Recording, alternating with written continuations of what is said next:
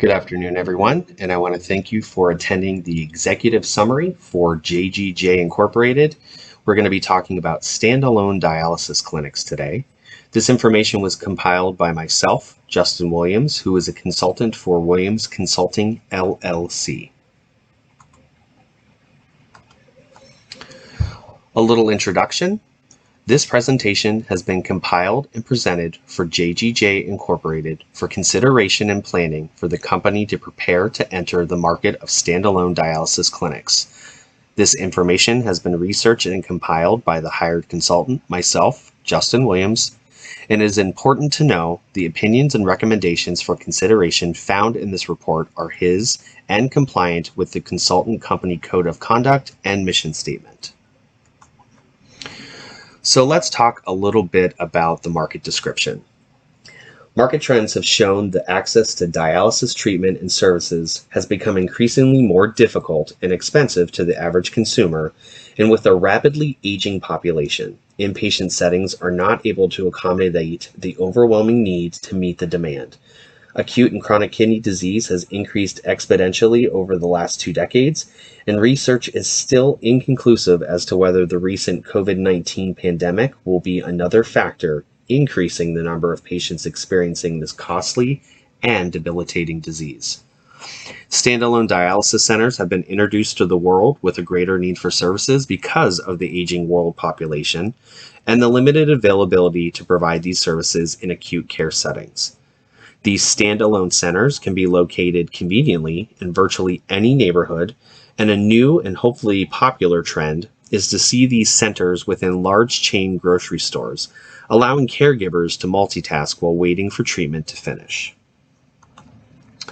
I know for the purposes of this report, we are going to be discussing the needs here within the United States, but I did want to show this graph because it is not just a problem here in the United States. As you can see, end-stage renal disease is affecting millions and millions of people across the globe. I think this is important because though JGJ Incorporated is just looking to enter the market here in the United States, I do feel that there is a global market here that could be something to look at in the near future for JGJ Incorporated. But again, for the purposes of this report, we will only be discussing the needs here in the United States. And this second graph, as you can see, has shown that the percentage of patients with end-stage renal disease has increased over the last 10 years, as has the stage of renal disease that they have requiring dialysis to be the treatment of recommendation. So let's talk about some product development. Differentiating characteristics of offerings are convenient locations, multi-service functionality providing a one-stop shop ability, and high-quality care without the high hospital cost. The average in-hospital cost for one dialysis treatment is $500, and that annually equates to $72,000 if needing 3 treatments per week. The reason that we are looking for convenient locations and multi-service functionality is because this is not only a debilitating disease for the patient, but also it is a burden for the caregivers as well, because these patients are not able to work.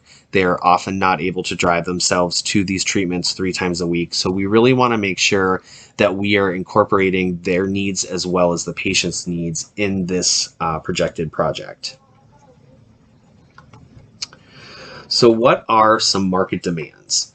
Acute and chronic kidney disease patients have increased by an average of approximately 10% each year compared to the United States population growth of approximately 1% each year.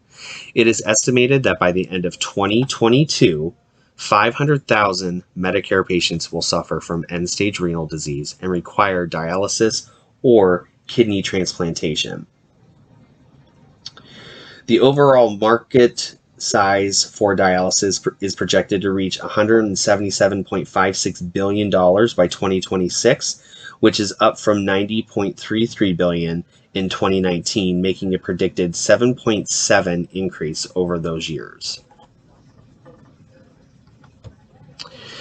This graph here does show that with the growing population of the United States, those with end-stage renal disease is trumping that by at least 7 to 10% per patient, as we discussed in the previous screen. As you remember, 10% of every 1% of the growth of the United States is requiring dialysis from end-stage renal disease.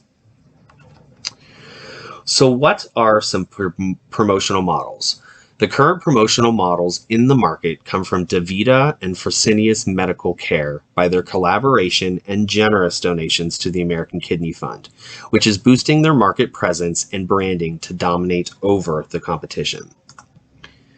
As you can see in this graph, DaVita Kidney Care and Fresenius Medical Care are the top two companies within this market, and they respectively have 37% and 35% of the US market share. Now, as you can see, companies 3 through 6, which are US Renal Care, Dialysis Clinic, and American Renal Associates, each only have 3% of the US market share, while independently owned clinics have 11%, and all other clinics, which are mostly found within the inpatient hospital settings, have 7%. The reason I find that this is a good graph to show is because, yes, DaVita and Fresenius do have a stronghold on the market, but there is room for JGJ Incorporated to jump into this market, especially with the fresh perspective that we have in the current recommendations that we're going to talk about here in just a little bit. So what are some distribution models? The current distribution models in the market do not focus on the dialysis center themselves, but on the equipment needed to provide the life-sustaining treatment of dialysis to its patients. That's a pretty popular trend within healthcare because we are dealing with patients' lives. They want to focus more on what is sustaining or maintaining their life as opposed to the actual building that this is being done in. So this is pretty common when you do talk about healthcare settings. And this next graph does show that although from 2020 to the predicted of 2030, as you can see, the purple line is the equipment needed, where the blue line is the services. So what this is showing is, even though the equipment needs stay the same and are pretty consistent for the next 10 years, the services are growing exponentially. And this is why I wanted to show this graph, because this does allow JGJ Incorporated to not focus so much on the equipment, but on the services. And with having these services in a grocery store chain, trying to offset the cost for the patients, and really having a one-stop shop, holistic picture between the patient and their caregiver, I think this is going to give an edge to JGJ Incorporated when jumping into this current market. So what are some projections? Current projections indicate that by 2030, the global population of end-stage renal disease patients living on dialysis may exceed 2 million, and the incidence, prevalence, and cost of kidney failure are expected to continue to rise in the foreseeable future. This next graph does show that very statement, that the end-stage renal incidence rate does increase, and this is per million patients per year. And as you can see, it's predicted to go up by 75% by 2030. So that does show inpatient hospital settings are not going to be able to handle this type of volume, which is why outpatient and community centers are desperately needed for this patient population, and why JGJ Incorporated should start to jump into this market. So what are some recommendations? We recommend that JGJ Incorporated stay within the stable market for pricing of dialysis treatments, but focus their efforts more on the private insurer sector for promotion to help offset the cost of business requirements while not impacting the patient out-of-pocket responsibility. About 80% of patients requiring dialysis do qualify for Medicare and Medicaid coverage, even if they are under the age of 65. That is part of legislation that was passed for life-saving treatments. But there is a percentage of patients who are not utilizing that Medicare and Medicaid benefit, and they are utilizing a private sector insurance, even if it's provided through their place of employment. With the Medicare, Medicaid benefits, the patient pays about $240 per treatment out of pocket. These independent or private sector insurance patients are spending about $1,000 per treatment out of pocket, which is why I think it is important for JGJ Incorporated to focus on that population. We also recommend that JGJ Incorporated collaborate with the American Kidney Foundation and the Kidney Foundation for Children as nonprofit partners to boost their presence within the market, but also increase clientele through the Pediatric Foundation, which is not the focus of DaVita and Fresenius. DaVita and Fresenius do go through the Kidney Fund, but no one is really focusing the efforts on the Pediatric Foundation, which is also an increasing population just as much as the elderly population. So I do think this is an edge for JGJ Incorporated to really establish themselves in the market, but also increase their clientele by focusing on the Pediatric Foundation and the pediatric population.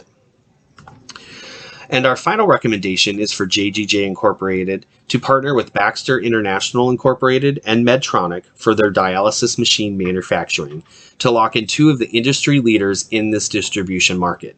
If you remember earlier in this presentation, we explained that both DaVita and Fresenius have their own dialysis equipment that is through their company. So if we can partner with the top two outsourced companies for this dialysis machine manufacturing, I think it can really put us a step over the top two companies in the industry. I want to thank JGJ Incorporated for their consideration of this project and for the support offered during its conception. But should any further questions arise or more information be required, please do not hesitate to contact me by any of the means listed below, and I look forward to hearing your thoughts and any recommendations that you would like more clarification on. Thank you so much.